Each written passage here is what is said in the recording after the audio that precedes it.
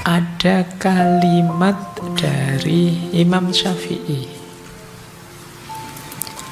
Beliau bilang, kun aliyan bihimmatika fa innal qanaata la ta'nil kasal.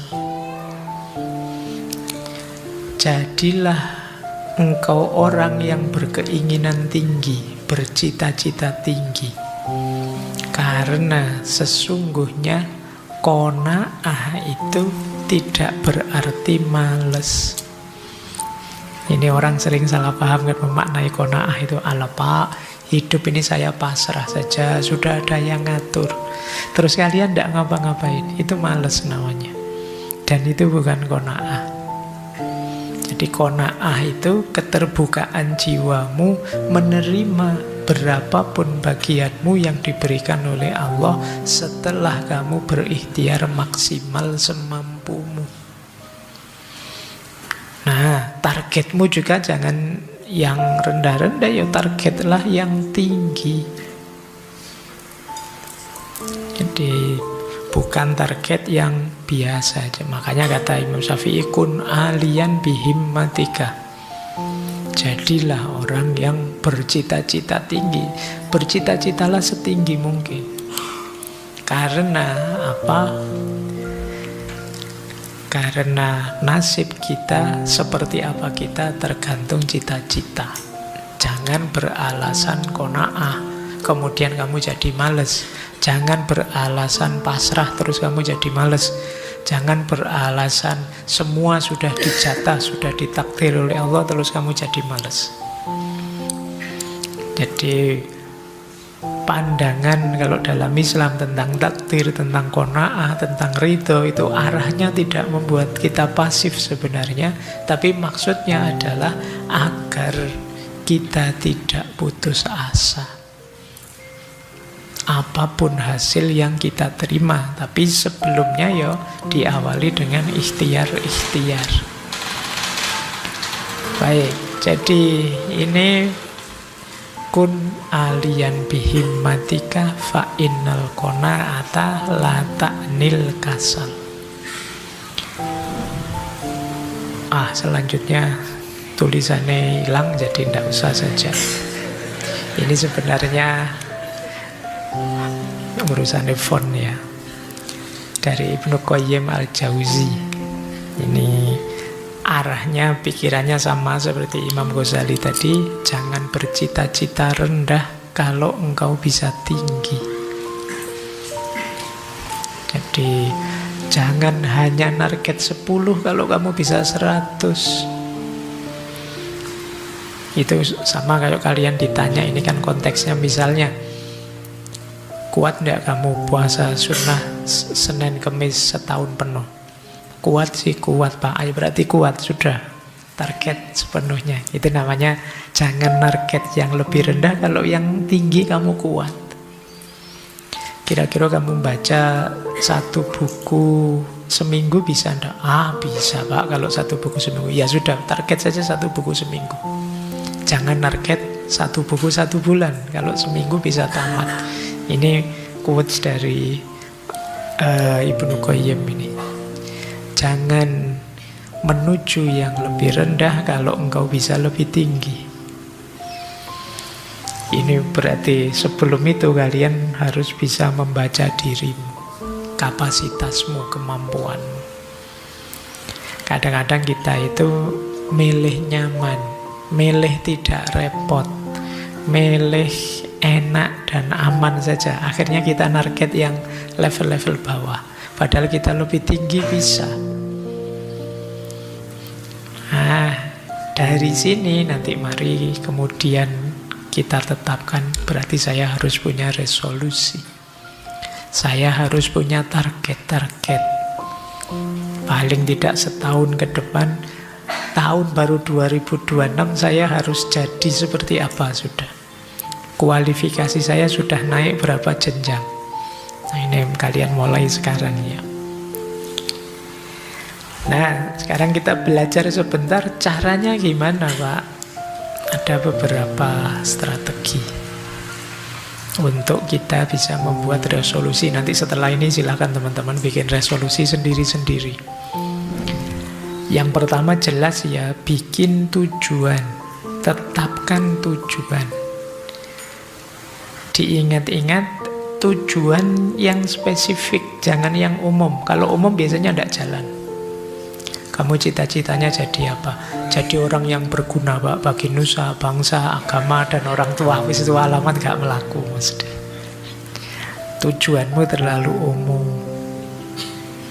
Jadi bikin yang spesifik, nanti ada rumusnya. Pak, saya target biar kualitas diri saya meningkat. Tahun ini saya harus menamatkan misalnya 10 buku filsafat pokok, 10 komik, 10 misalnya, kan boleh. Itu kan bisa diukur. Jadi bikin target yang spesifik, jangan yang umum. Saya ingin jadi orang yang lebih soleh, Pak. Ini terlalu umum. Spesifiknya ya, saya ingin sholat 5 waktu saya full, Pak, tidak bolong-bolong lagi. Ini lebih spesifik. Jadi jangan membuat resolusi yang umum. Biasanya tidak jalan. Kalau kalian, Pak, saya ingin jadi anak baik, nah itu berat, mesti tidak jalan nanti. Jadi bikin target yang spesifik. Kemudian buat rencana bertahap. Apalagi kalau resolusi kita besar. Jadi kalau teman-teman ingin menguasai skill apa, itu bertahap. Bulan pertama bisa apa, bulan kedua bisa apa, bulan ketiga bisa apa. Sehingga nanti 12 bulan terwujud seperti yang kita inginkan. Kayak tadi, Pak, saya ingin hafal juz 30, Pak. Berapa surat di juz 30? Januari harus hafal berapa surat, Februari berapa surat, nanti sampai Januari 2026 tuntas hafal semua juz 30. Nah, ini ada tahapan. Saya ingin lulus kuliah, skripsi selesai, ujian dan wisuda, Pak, di tahun ini. Kalian harus tetap punya target. Oh, berarti bulan depan saya harus sudah seminar, kemudian bimbingan 1 semester sekitar 6 bulan setelah itu. Ini namanya ada tahapan. Biasanya kalau tidak ada tahapan, kalian kebingungan sendiri, mulainya dari mana, melanjutkannya bagaimana. Kemudian pantau, dievaluasi. Lebih enak punya jurnal seperti ini, punya catatan sendiri atau online saja, notes-notes di HP kan banyak aplikasi-aplikasi. Jangan medsos. Kalau medsos biasanya kalian ingin pamer saja sih. Ya, kalau di medsos paling kalian mau cerita, alhamdulillah sudah hafal 5 surat, itu biasanya pamer itu. Sudahlah, bikin catatan kamu sendiri saja lah, untuk kita sendiri. Orang tahu tidak apa-apa, tapi kita tidak ingin pamer. Biasanya kalau ada motif pamer itu terus berubah orientasinya. Jadi kita pantau terus. Loh, kok kemarin tidak sukses ya, bulan ini saya target 3 surat, ternyata baru 2 surat. Ini sebabnya apa ya? Ini namanya evaluasi. Kemudian motivasi dijaga terus, komitmen, istiqomah. Mungkin lebih enak kalian bikin waktu khusus atau pakai strategi khusus untuk menjaga motivasi. Mungkin saja ada hal tak terduga, situasi luar biasa. Yo, tidak masalah kalau kalian berkompromi, menyesuaikan resolusimu. Pak, tidak disangka ternyata saya pinginnya sih lulusnya setahun depan, ternyata tahun ini sudah diancam DO ya, Pak. Terus, nah itu yo harus diatur lagi. Wah, berarti tidak jadi hafalan Qurannya. Saya pending ya, Pak, untuk ngurusi skripsi yang tahun ini, boleh. Jadi fleksibel, tapi tetap disiplin. Tapi jangan cengeng, jangan manja. Jangan karena alasan sepele, alasan simpel, terus resolusi kamu kompromikan. Pak, saya sudah target setiap habis Isya menghafalkan tadi, Pak. Tapi ternyata pas habis sisa itu ada acara TV favorit ya Pak saya. Nah itu tidak penting. Kalau yang seperti ini ya kalian jangan berkompromi. Jadi ini fleksibel tapi tetap disiplin. Kemudian rayakan capaian kecil. Rayakan capaian kecil itu alhamdulillah sudah hafal 1 surat. Nah, beri hadiah dirimu. Kalau biasanya di angkringan habis 2, sekarang boleh 3 untuk diriku khusus. Nah ini memberi reward, memberi hadiah. Ini biasanya nambah kamu semangat. Ya kalian sendiri yang ngatur ya, reward untuk dirimu apa. Apa nambah jam tidurnya ditambah setengah jam Pak, boleh. Atau apalah gitu. Silakan kamu kasih reward sendiri dirimu. Jadi strateginya seperti ini teman-teman ya. Jadi tidak sekedar pokoknya saya harus begini titik. Jadi pastikan itu realistis.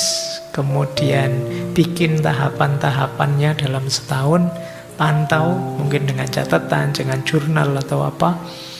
Motivasi dijaga, jangan cengeng. Mungkin ada perubahan besar yang harus beradaptasi, yo jangan kaku. Kalau ada capaian, rayakan itu dengan gayamu, dengan versimu sendiri.